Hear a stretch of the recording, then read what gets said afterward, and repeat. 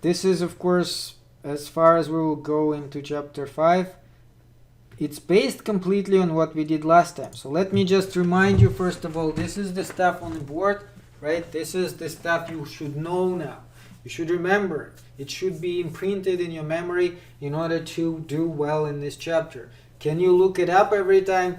You can, but it's like really going to make it difficult.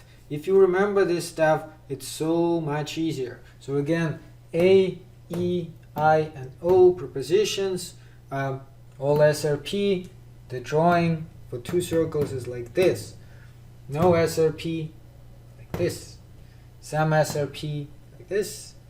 And some S are not P, like this. We're putting shading on the left, shading in the middle, X in the middle, X in the left side. Okay, remember also, this is Boolean, right? What's the difference in Aristotelian? That's another thing you should remember. The only difference in Aristotelian for these two, for universal only, we can also assume existence, which means to put an X with a circle either here or here. Whatever part of the S circle is available, we are putting an X there and we circle it just to show that we are assuming existence of something. It's not really, it's not sure for sure that there is something there, but if we assume that in this case S class, we are saying there is at least one exists. So this is again like your most important bit of information from chapter 4, which you should now know, and if you do, then you are in good shape to get into the Venn diagrams, because the whole idea is based on that. First, just like the book does, well, this is basically all we do. Remember, we last time talked about categorical syllogisms, and categorical syllogism has 3 terms, not 2 but 3. The S, the P, and the middle term. S and P as in your conclusion, the middle term is whatever your middle term is. Since there are 3 terms, there should be 3 circles. This is how you draw them. This is the 3 circles. We will do it a little bit in a few minutes with examples, but the general idea is like that. 3 circles. Now you will have 7 different areas within them. You don't have to number them. You don't have to think of them in terms of the numbers, but it just shows you that there are theoretically 7 different areas because of the overlap in these 3 different circles. What are we doing? We are trying to figure out whether our categorical syllogism is valid. Remember, at the beginning of class, we were talking about deductive and inductive argument, and we did say that deductive argument are valid and invalid. What does that actually mean for a deductive argument to be valid? Do you guys remember that? This is like very important. This is because it kind of emphasizes what are we doing in this section. Yes, that's right. So if the premises are true, the conclusion will necessarily be always true in a valid argument. Note that sometimes students say the conclusion is true. That the fact that the conclusion by itself is true tells us absolutely nothing about whether the argument is valid. The argument is valid when, if premises are true, the conclusion will always be true. So it just produces this kind of structure where when you put truth in, the truth will always come out. It's about the actual structure of the argument. It's not about the content. Whether the content is true or false, that's something you figure out additionally, and it has to do with whether or not that corresponds to whatever reality we have. But assuming it is true, the conclusion will always be true. Okay, and we need to figure out which arguments are like that. So this is the whole point here. In the previous section, we were doing it by what? Looking it in the table. Nice and easy. But of course the question becomes, and I don't know if you guys wondered about it, well, who puts them in this table and how do they know, right? So it's just a table? No, it is based on logic. Surprise, surprise. And for this reason, in this section, we will actually see how can you figure it out on your own without the help of the table. And this is how you do this Venn diagram. You follow these rules. This is the rules which make a little more sense after you try, but let's just say it now, and when you rewatch this, hopefully later, you will again see whether or not it makes sense to you. Right now it may not make as much sense. So rule number 1, marks, shading and placing an X entered only for the premises, not for the conclusion. The conclusion is something you just investigate in the end. You have 3 premises there, and so that is what you are going to be working with. In fact, let me just start with that right away, because I think that will be easier for you to understand if I actually do the process as I talk. So you have to know this. I'll erase it because there's not enough space. Unfortunately, the board I have at home is not as big as the boards in classroom.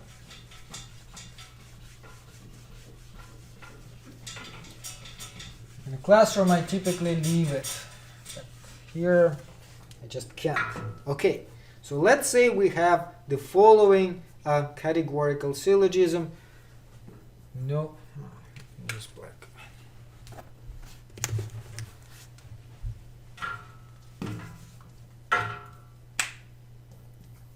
No P R M. And then all S R M, and the conclusion is no S R P. Okay, this is the syllogism. We need to figure out whether or not it is valid, which means in cases where both premises are true, will our conclusion always be true? Will it follow with strict necessity? This is how we do it. We drew the 3 circles.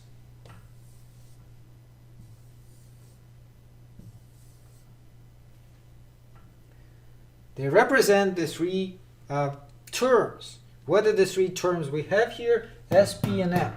How do we name these circles? The bottom ones will always be whatever is in your conclusion. So S and P here, S and P here. If it was A and B, you would put A and B. If it was X and Y, you would put X and Y. Just whatever's in your conclusion, this is the 2 circles on the bottom.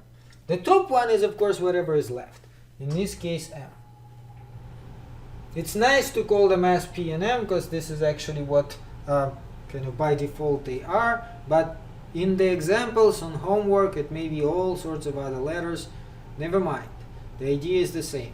This is whatever is your subject and predicate term of the conclusion. This is your middle term. So, going back to our rules, the first rule is marks and shading we're only doing for their premises. The second rule, if we have a universal premise, we are doing it first. Do we have a universal premise?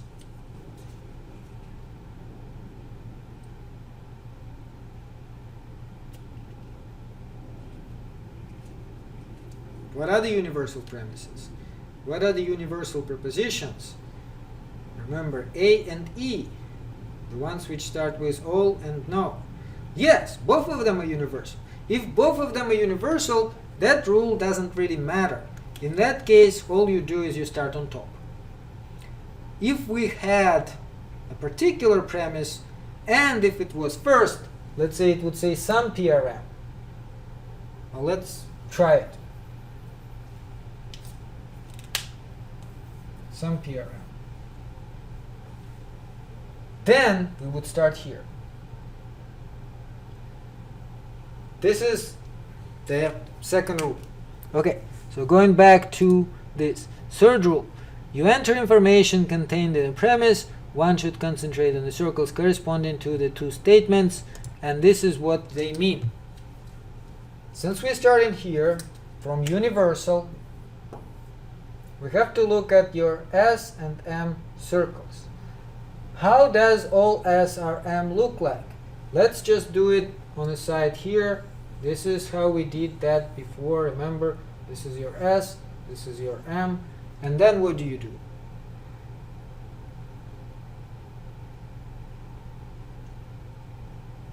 All SRM. What do you do? You shade S outside of M, right? That is why you should remember that. This is the part you shade. Again, there's nothing new about that. This is what we did before. This is what I had on the board a minute ago. Great.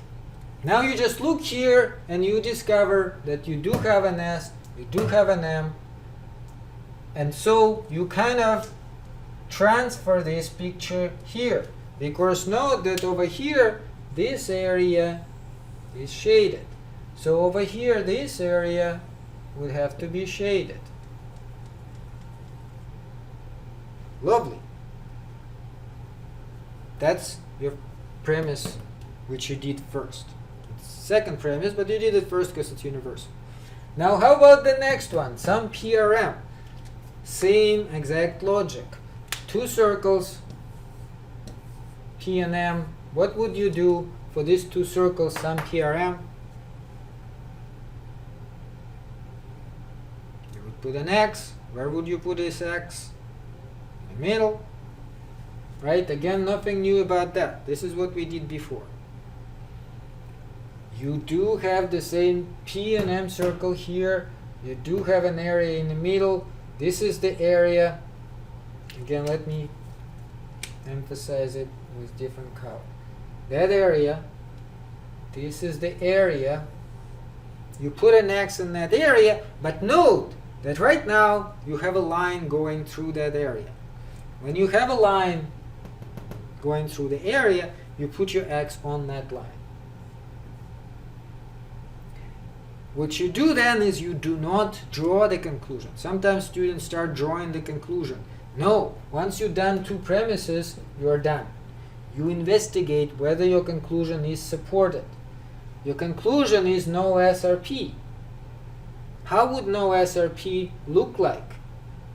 Again, with two circles. Again, let me remind you. No SRP is supposed to look like this, right? Do we have it here? In other words, do we have this area completely shaded? Maybe a little messy now, but hopefully you can see. Do we? No, which means it's invalid. That's how you do it. It's actually very easy once you go through all the steps. Okay, so back to the PowerPoints. Like I said, this is the first three rules. Mark and shading only for the premises, not for the conclusion. Universal always first. If you have two universals or two particulars, then it doesn't matter. You just start on top. When entering information, concentrate on two circles to which you are actually corresponding to your premise. Whatever's in your premise, this is the two circles you're doing. It's kind of visually a little difficult sometimes. If you have enough practice, it becomes easier. But at first, you may have difficulty just, kind of visually placing them. But they are named, and if you have good enough visual memory, you can do it without even drawing them. But if you have trouble, draw them next, twist it around a little bit, see so that it like actually fits the picture, and then figure out how to transfer whatever you have with two circles onto this three-circle diagram. And well, basically that's number 4 rule. When you inspect, remember that some SAP means at least one S exists, and SSP and some S are not P means at least one S exists, and that S is not P. So in other words, particular premises always assume existence of something there. Okay, typical mistakes. This is one typical mistake. Students do this. They do not shade the entire area which they're supposed to shade. So in this case, the area, okay. In this case, the area is that area, because on two circles you would have to shade the entire area. So do not leave out this little chunk. Why would you leave it out?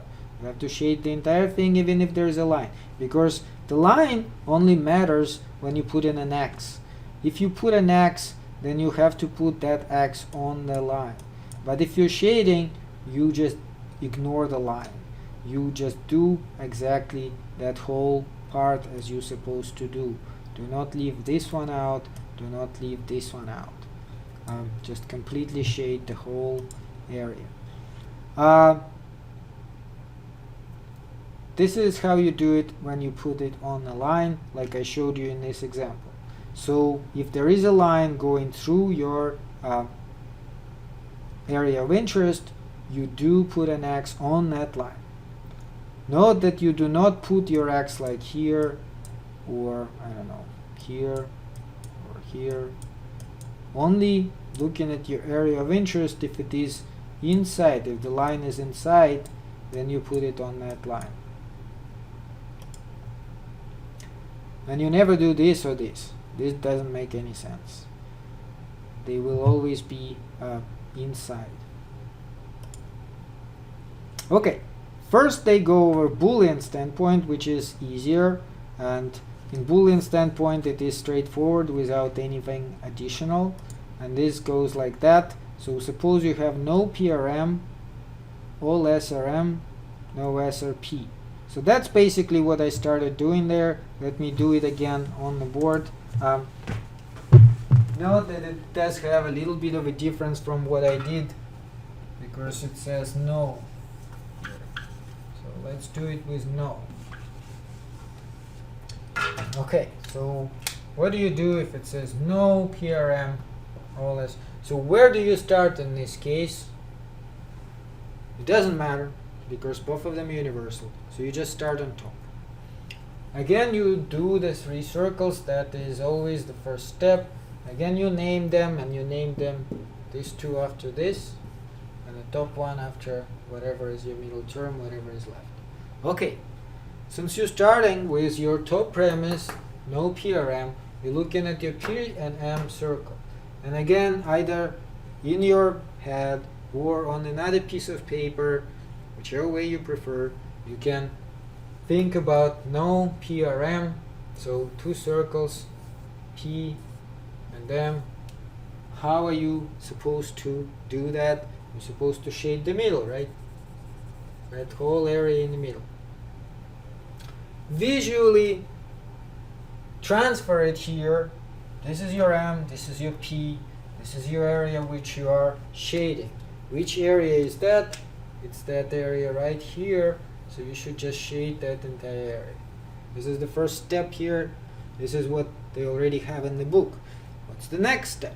Well, you do second premise. And the second premise is all SRM.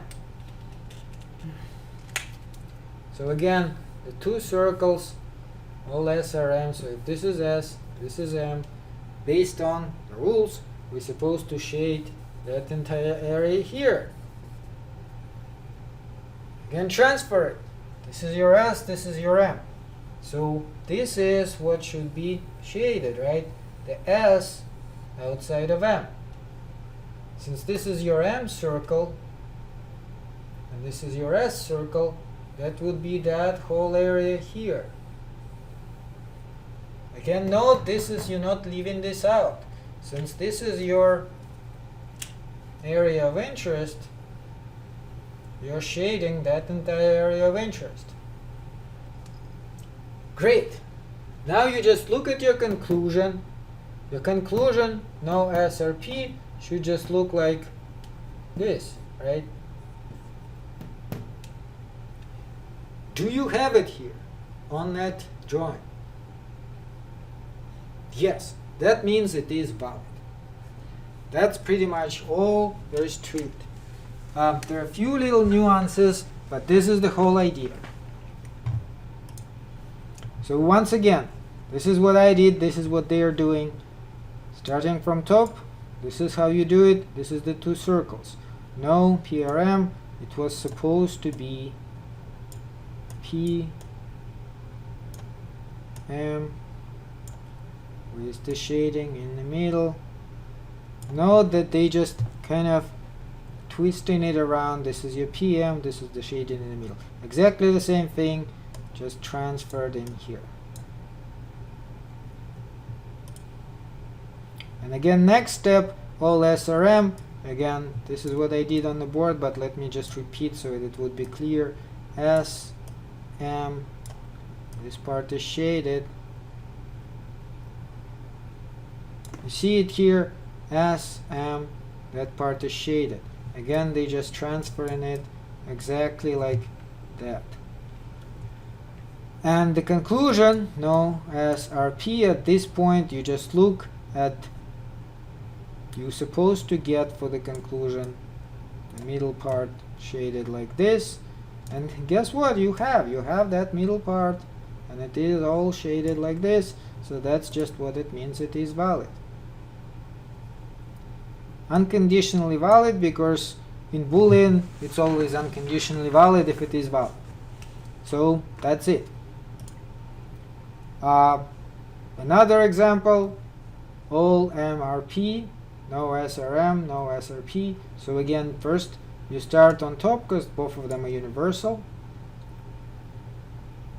You do the drawing for all MRP on a side if you don't remember it, or if you have poor visual memory.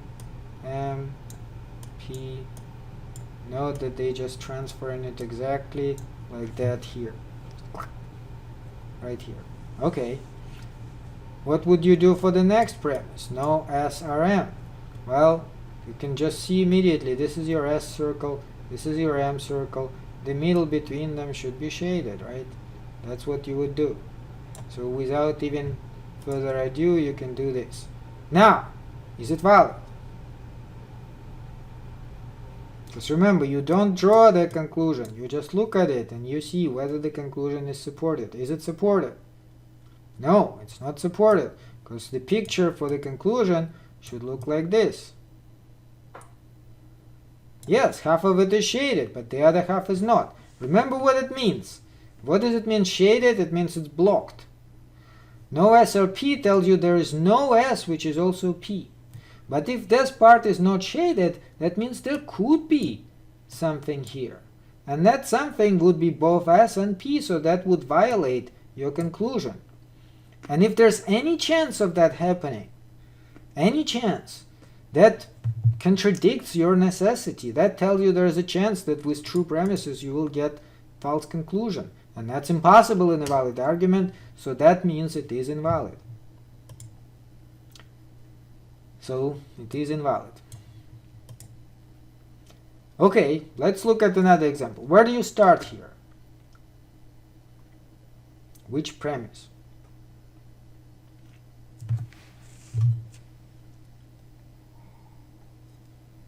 Exactly, the second premise, because now you have particular and the second one is universal, so you start with the universal premise, and you will see why. So all MRS, you shaded that entire part of M outside of S. This is the two circles for M and for S.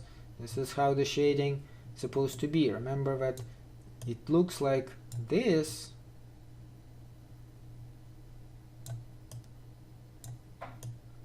but here they are kind of twisted. This is your M, this is your S. So M is on top. Nonetheless, the shading is right in that area. This is the same area of M.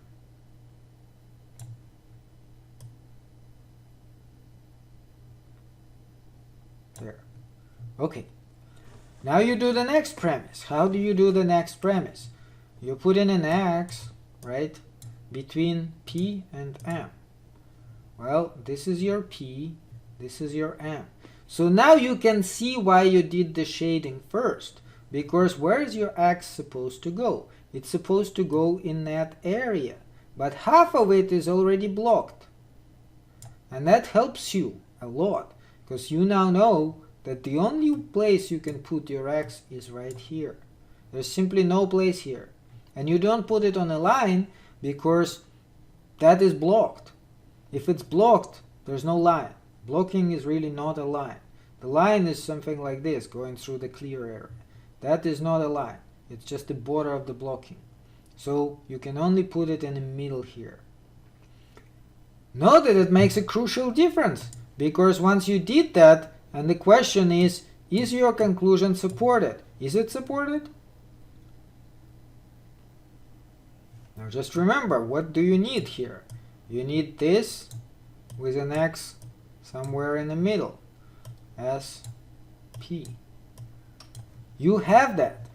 Sometimes students say, well, it's a little bit to the top. Doesn't matter. Anywhere in that area you have your x, that's good enough, because it tells you that there is at least one s which is also a p. There is at least one s which is also a p. That's what your drawing already told you. And that is, again, in this case, good enough. Because as long as you have at least that one x, that's perfect. There may be more even, but that one is enough. Okay, so it is valid. We already did that, so valid. Great. Now, sometimes you may have a little bit more trouble with an axis when there are lines. So we'll look at some of these examples. So one step example, again, all m are p, you shaded p outside of m, some s are not m, you have put your x in the area of, again, that note that when you put in your x, some s are not m, you're looking at this area, right? But part of it is already shaded, so you only can put your x here. There's no lines go through this area, so it's easy. Is that valid?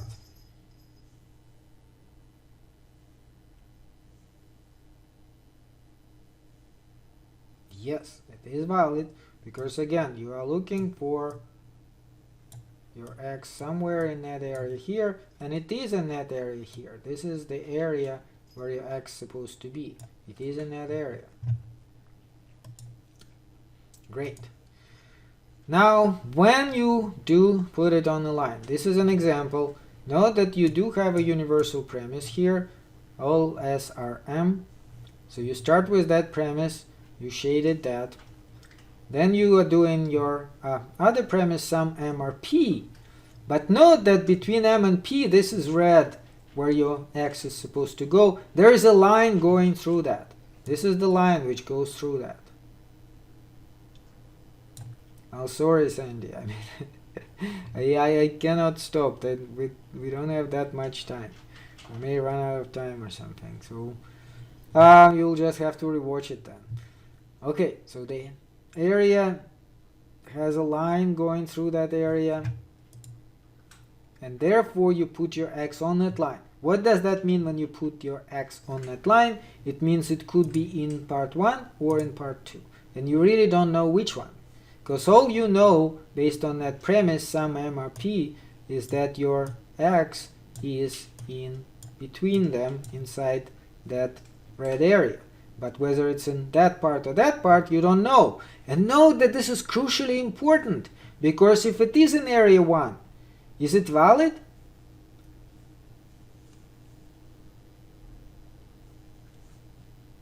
Yes, if it's in 1, it is valid, because this is what you're supposed to get. Some SRP, right? If it is in 1 here, it is valid. You do have an X in this area.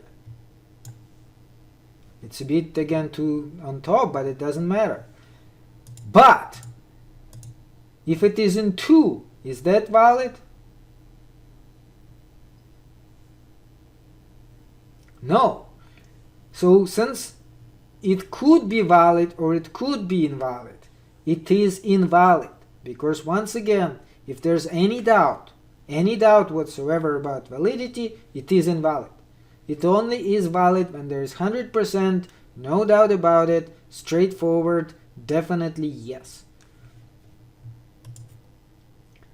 So for this reason, this syllogism is invalid. Similarly here, again, you got all M are P, some S are not M, so you start with the shading, all m outside of P. Then you put your, you do your other premise, some s are not m. It's supposed to look like this, s, m, x here, right? This is how it's supposed to look like. Note that this area is your area of interest, where your x is. This is the area. It's already red here. Once you see it red, you immediately see there is a line going through that. And if there is a line going through that, you automatically put your x on that line. Now, is it valid? No. Because again, if it was here, it would be valid. If it was here, it would be invalid. But you don't know if it's here or here, and therefore it is invalid. Invalid. Okie dokie. So, well, basically, that is just kind of explanation of what I already told you guys. If you have a line going through that area, so this is the area of interest, right? This is the area of interest. This is wrong. This is wrong. This is right. Because if you have a line going through that, you have to put it on that line. We do need it on that line because we don't know on which part of the line it goes. And this is again crucially important. In cases when you are two term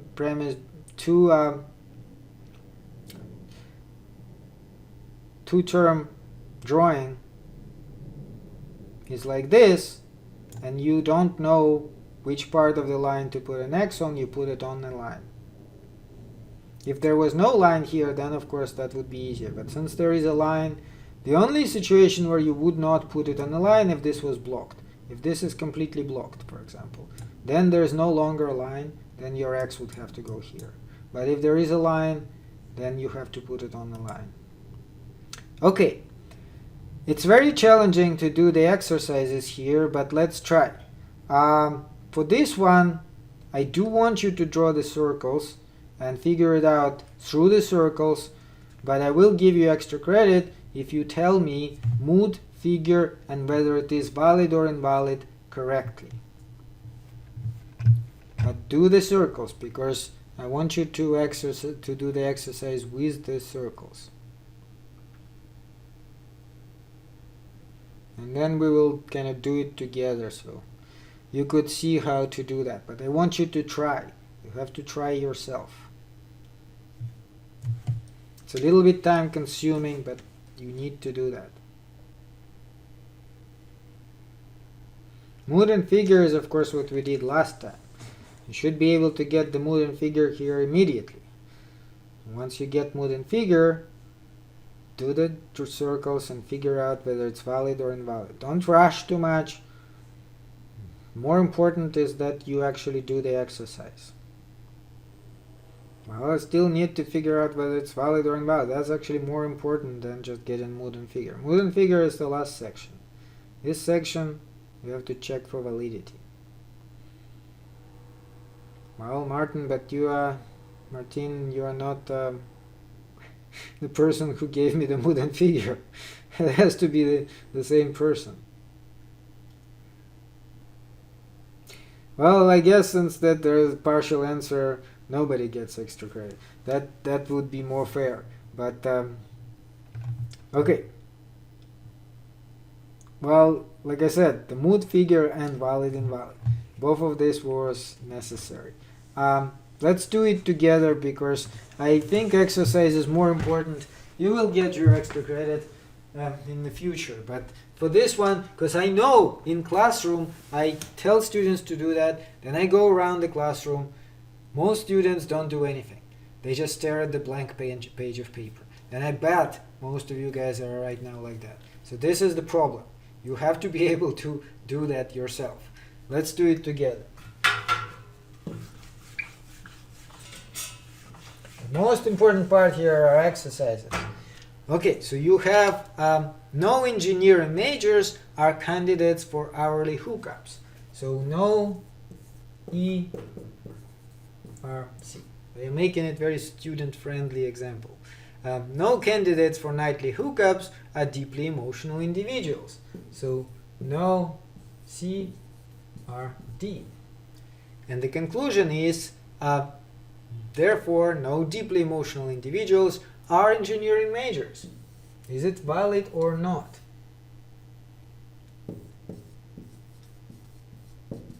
Okay, so again, it's a step-by-step process. It's very easy once you learn the steps. First, you draw the circles. Anybody can do that. Just do that. 3 circles. Sometimes, ironically, students put 2 on top, 1 on the bottom. No, it's 2 on the bottom, 1 on top. Why? Because otherwise you wouldn't even know what to name them. This is the 2 bottom ones, D and E. D and E. Just transfer it from here to here. What's left? C. So C is on top. Okay, step 1 is done. Step 2, you do one premise after another, but make sure you don't have the situation when you only have one universal premise. In this case, you don't, right? So you just start with this premise. No ERC. Again, doesn't matter where, but you can draw for yourself how it would look like. This is how it's supposed to look like, right? No ERC. EC, middle part is shaded. This is your E, this is your C, this is the middle part, so you just shade it. No CRD, again, you can draw the 2 circles for that. C, D, middle part supposed to be shaded. This is your D, this is your C, the middle part supposed to be shaded. That's it. You don't do any drawing for the conclusion. You just look at it and you figure out whether you have your conclusion supported. Do you have it supported? No. Why not? Some of you may still be wondering. Well, because for the conclusion, it's supposed to look like this, right? D, E, shading. You don't have that. Part of it is shaded, the other part is not shaded, so it doesn't really represent this kind of a drawing. So therefore, it is invalid. Okay. And the fact that it is E4 is, of course, you should know it by now. So it is E, E, E, right? And it is figure 4. Because if you draw remember that thing, 1, 2, 3, and 4, that line goes like this, line through the middle terms. Okay, this is all you should know by now. Let's go back. So this is the same thing as on the board. This is what it should look like. Let's go on. Aristotelian. Now this is just a slightly in addition to what we did before. First, you always do Boolean. If it's valid from Boolean, no need to do Aristotelian. You're done. If it is invalid from Boolean, you may do this additional step, investigated from Aristotelian. Because who knows, maybe it's valid from Aristotelian. Now, what is important is you can only do it if you have both universal premises and the particular conclusion. That's the only situation when you can do Boolean standpoint. So you can either have something like all something are something, no something are something, and the conclusion is some something are or are not something, or all some, or no some, or no all some. But it has to be either all or no here, universal premises, and it always has to be some here, particular conclusion. That's the only situations when we can bother with Aristotelian. Otherwise, it's if invalid from Boolean, it's invalid from Aristotelian. Don't even bother. Now, if you do have this situation, then what you actually do next is you add an x with a circle. Where do you do that? In the part which is not completely shaded. part of these circles which you shaded, because note that all and no, you would have to be shading something there. So whatever is not shaded, you will put an X with a circle, and you will investigate it one more time and see whether or not it is valid now. If it is valid now, there's still always one last step as we did before. And that last step is make sure whether whatever you asked actually exists. If you're not given any explanation about what your terms are, then of course you can't check that, so it will always be conditionally valid. But if you are given something, suppose you are given unicorns there, then you can ask yourself, does this exist? And if it's unicorns, then it is existential fallacy. So you cannot do that. But if it is something which does exist, then you actually are okay. Same steps more or less as we did before, except now within this kind of new three-circle type of investigation. Okay, so this is an example. No fighter pilots are tank commanders. All fighter pilots courageous individuals. Therefore, some courageous individuals are not tank commanders. They've done Boolean already. Note Boolean, they shaded this and this, and they discovered that it comes up invalid because note that you have a particular conclusion and universal premises. Now, since you do have universal premises and particular conclusion, you can go now to that next step. What will you do in that next step? You will put an X to the area which is all shaded except for, to the circle which is all shaded except for one area. Which one is that?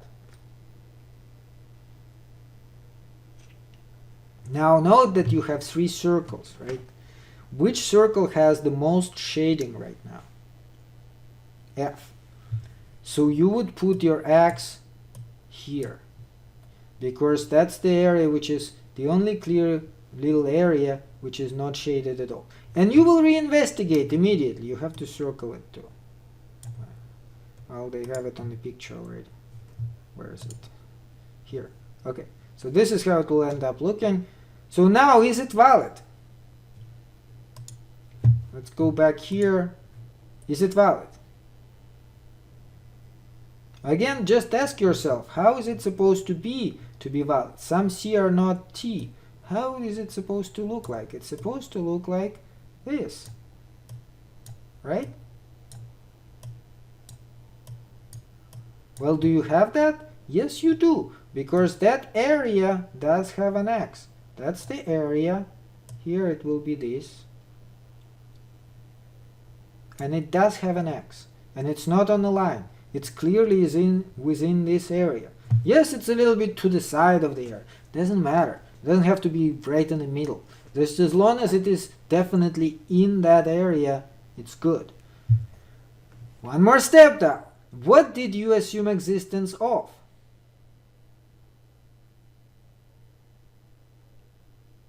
What circle did you put your X in? C. Look at the, people were actually saying that. Look at the chat.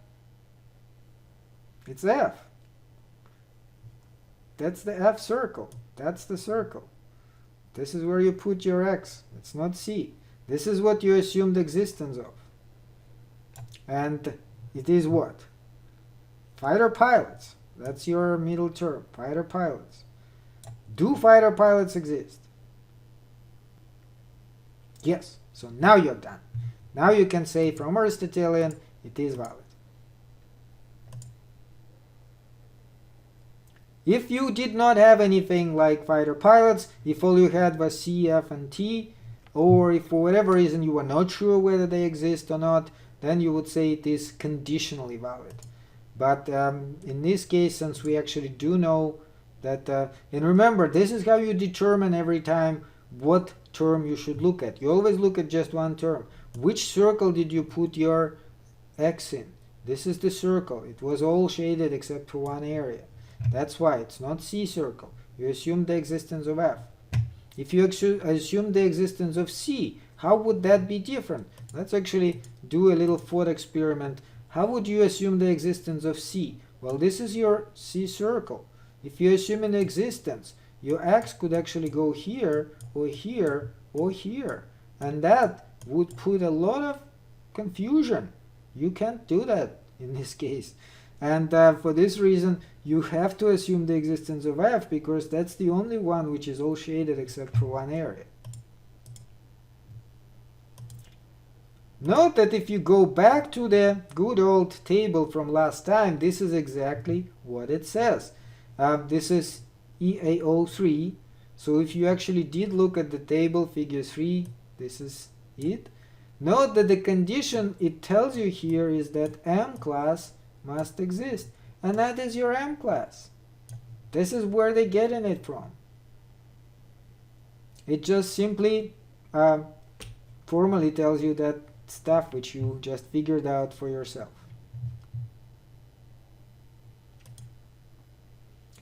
We call it critical term. This is, I already named it last time, this is a critical term. There's always only one critical term, be it S, M, or P, depending on the figure, and that's the term you care about. The other two, whether they exist or not, is not important for the purpose of validity, but this one is. Okay, let's do another example altogether. So, you are given all reptiles are scaly animals, all currently living tyrannosaurs are reptiles, therefore some currently living tyrannosaurs are scaly animals. You've done already the Boolean. It's invalid because you need some CRS. And again, note that you have universal premises, particular conclusion, so you're good to go. Where do you put your X? This is a very interesting question here, because note that you may actually think about two circles.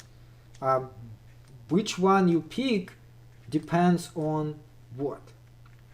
You can think about them somewhere in circle R or somewhere in circle C. But note that in this case, which one is better for you?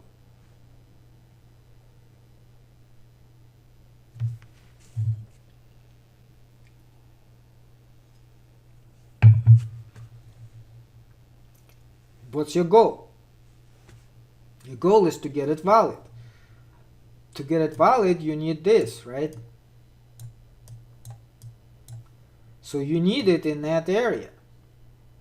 But if you pick R, where would you have to put your X? On that line. Because that's the only, that whole, sorry, that whole part of R is empty, so you would have to put it on that line. And it's not going to help you any. What do you mean, Sandy? You don't understand this? What's with the question marks? You are choosing between two circles to put your X. But R is no good for you, because if you do R, that picture will not come out. You are trying to find the solution where your conclusion will actually be valid, will follow from this. That is what you need. So you can't do it this way. You actually have to you have to put your X here. That's the only way it would be valid, and you can. What are you assuming existence of then? What circle are you putting your X in? Well, C. Yes, it is a C. Note that some of you guys may be confused about, like, well, it actually kind of in all three of them.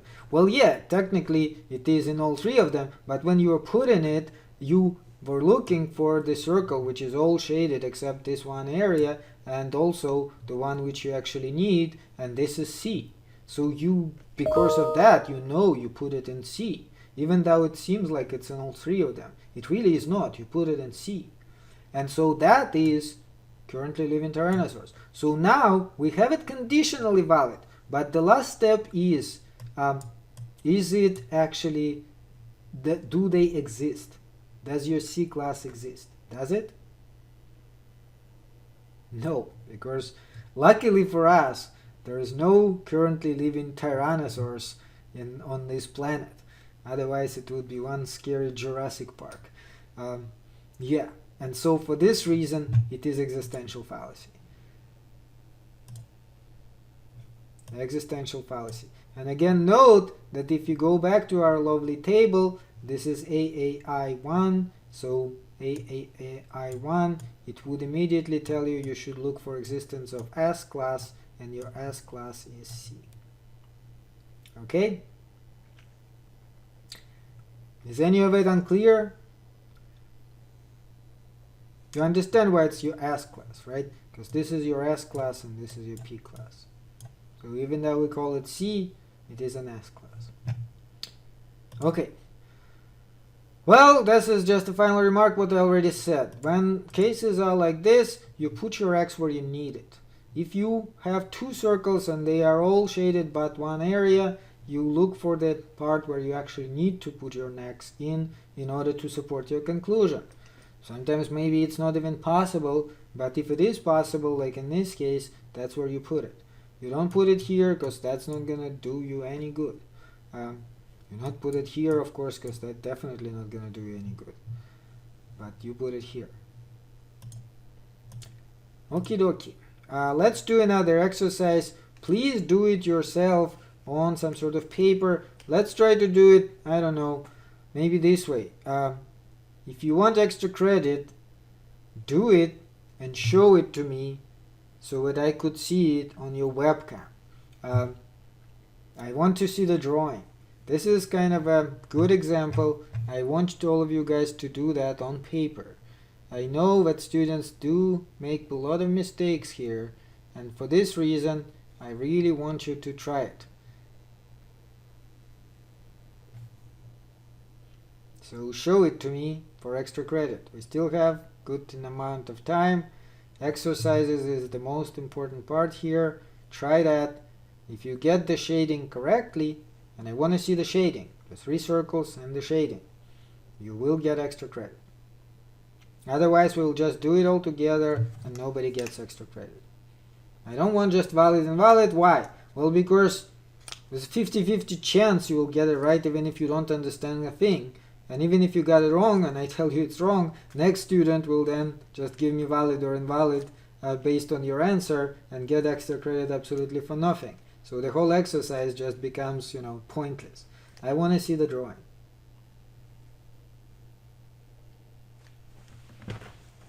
The point is, of course, whether it's valid or not.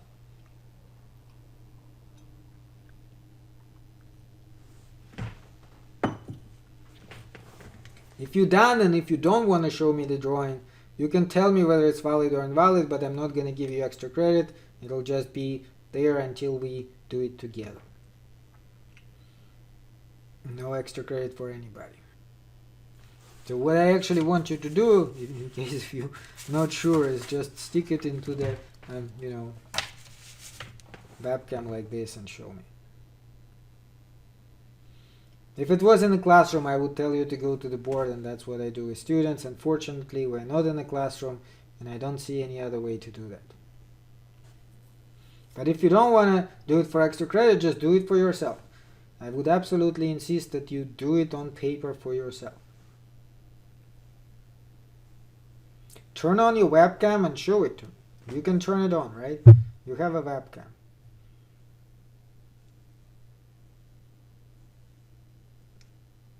Well, if you don't have a webcam, then I can't help you. But if you do, you can turn it on.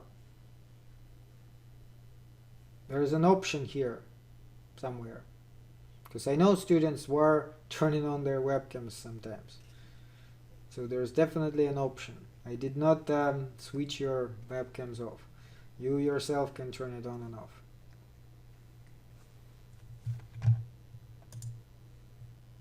Okay, I can see you. Yeah, that... can you get it a little bit closer?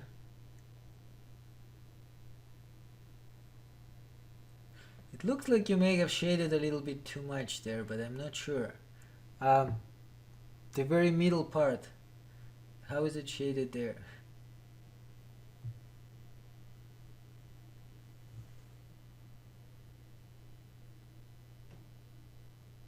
Looks like there is too much shading. Okay, well, I'll give you extra credit just for trying, right? I have a right to do this, so good job. But let's do it together in case if you guys are confused. And I think that you did too much shading, but I'm not even completely sure because it is kind of hard to see. It is approximately right. Let's do it together. Okay, so just again, follow the steps methodically, nicely, and clearly. It says all impulse buyers are consumers with credit cards, all IRC. All shopaholics are impulsive buyers, all S are impulsive buyers, and finally, all S are C. Okay, 3 circles, lovely. That's the 3 circles. This would be your S, this would be your C, this would be your I. It looked like you have it right in terms of the circles. Now, then we start shading. And again, since we have all universal premises, we just start on top. All I are C. So we look at I, we look at C, and we do kind of shading I outside of C. Now note that the area of I outside of C is this area here, right? Okay, lovely. Next one, all S are I. So again, we have S and I, and we shade S outside of I. The S outside of I would not include this area here. It would be just this. It looked like you had this area shaded, but you're not supposed to, because note that this is the area, right? This is the area. So this is all you are shading. You're not shading that part. And for this reason, when you look at it, all S are C, what do you need shaded here in order for this conclusion to be valid? You need this area to be shaded. And it actually is shaded. So for this reason, it is valid. Note also that it actually is, if you remember, Barbara. That's the Barbara, AAA1. And that alone could have told you also that it is valid. Oh yeah, it was hard to see. It looked to me like it may be shaded, but I could not see it well because the damn camcorders, maybe I should have made it bigger. Never mind, I gave you extra credit, right? So great then. If it wasn't shaded, then it's good, because it's not supposed to be. So this is how it's supposed to look like. I could not make out whether this is shaded or not. I thought maybe it is, but if it wasn't, then even better. Then you definitely deserve extra credit. Okay, let's do one more. Same thing. Be careful here. That one is often students get confused. So it is important that you guys try it. Try it. And then, well, I guess again you can show it to me for extra credit. Once again, it's not as important to do anything else, but to figure out whether it's how to draw that. That is very, very important. And I know this example students in classroom very often get wrong. So it's very important that you try that. Again, if somebody is done, you can show it to me. I think I may even try to make your webcam bigger, and then I'll be able to see it better. But that's how you get extra credit on this exercise. There's no other way to do that. But if you don't want extra credit, definitely just do it for yourself. I bet that many of you will be confused with that and will get it wrong. But this is why we are doing that, because once you do that wrong and I explain it to you, that's when you will understand what you did wrong. Way better than just listening. Unless you try it yourself. I'm telling you, in a classroom I go around and I see students just staring at the blank paper, or maybe they have one circle there, and I bet many of you are in that stage. Don't stop there, just keep on going, try to do your best. Well, is anybody done? At least can anybody tell me whether it's valid or invalid? Okay.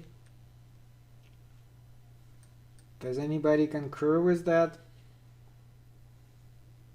I don't know if you got it for the right reasons, but actually that's supposed to be invalid, yes. That is the conclusion you should get there. And the problem with that is that students don't know where to put the axes. That is, okay, let's do it together, because I don't know if anybody wants to show their face on the camera or whatever other reason, but in any case, the most important part is to understand how it's done. Let's do it. This is a very good exercise, because in this case you will actually see why you are putting them on the line. Okay, so what we are given is some individuals prone to violence are not men who treat others humanely. So some I are not M. And then some police officers are individuals prone to violence. Some P are I. And the conclusion from that is some police officers are not men who treat others humanely. Some P are not M.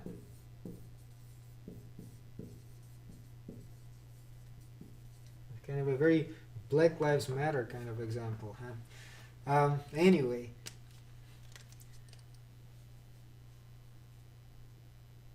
Okay, well, let's see together. So we are drawing the circles. That's obviously the easy part.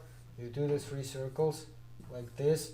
Then we are naming them. Another easy part. We get P, M, and I. Hopefully everybody got that much, because that definitely is something you should know by now. Now, where do we put our axes? Because obviously both of them are in particular. We start on top. We put axes for all of them. Where do we put them? Some I are not M. So imagine if we had 2 circles, I and M, where would our axe go? It would go inside the I, right? This is some I are not M. Again, note carefully what area it's going into. It goes into that area here, right? This is the area. Now, imagine here on that picture, where is that area? I am, so this is your I, this is your M. This is the whole chunk of I, which is not M, so this is this whole chunk, right? That's what your area is. Can you see that? Is there lines going through that area?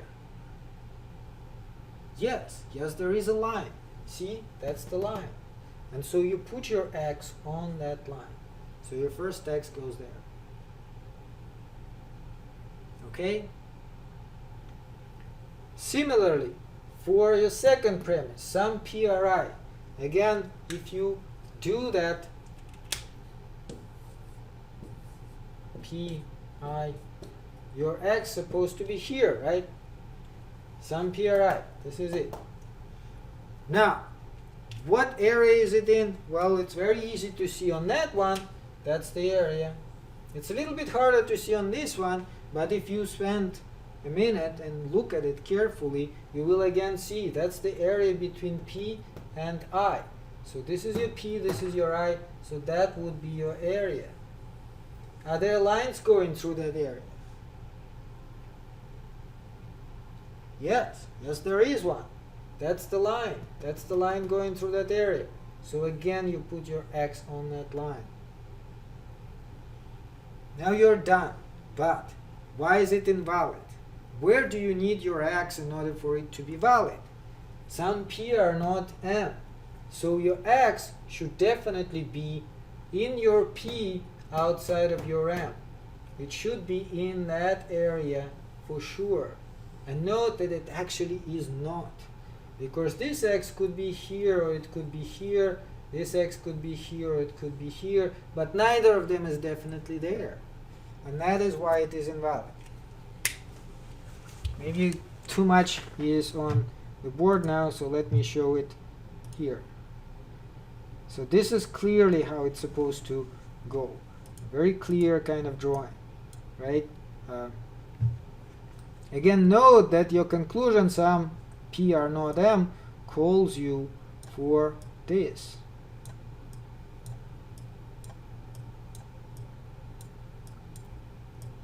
Right? That's what you need for your conclusion.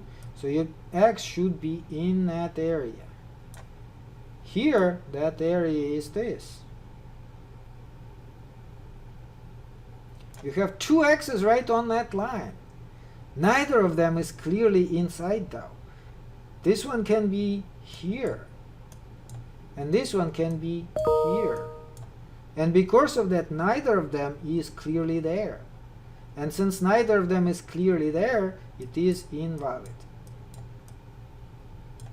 Okay? Is that clear to everybody? So I know when students do it in a classroom, they always put x either here or here or here. And no, if you have a line there, like I said, you have to put it on that line. Again, just to trace it back. You see, for the first premise, some I are not M. Some I are not M. This is your area of interest. This is where your x is supposed to go. But there is a line going through that. And this is why you put your x here. Similarly, for the second premise, some PRI. This is, this is the area between P and I. And there is a line going through that. So again, you put it on that line, which basically means this one can be either here or here, and this one can be either here or here. But in the end, when you get to your conclusion, you are looking for x in that area, and there is no x here. Okay? Is that clear? Excellent. Okay, well, let's do the last one. We have a few minutes. If somebody wants to show me the result, and if it's the correct result, I'll give you extra credit. Otherwise, I guess we'll just have to wrap it up. 4 minutes left.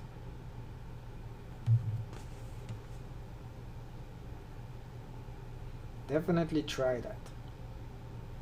Even if you don't want to show it to me, just try it. I don't think so. But those yeses, I think, are for my questions.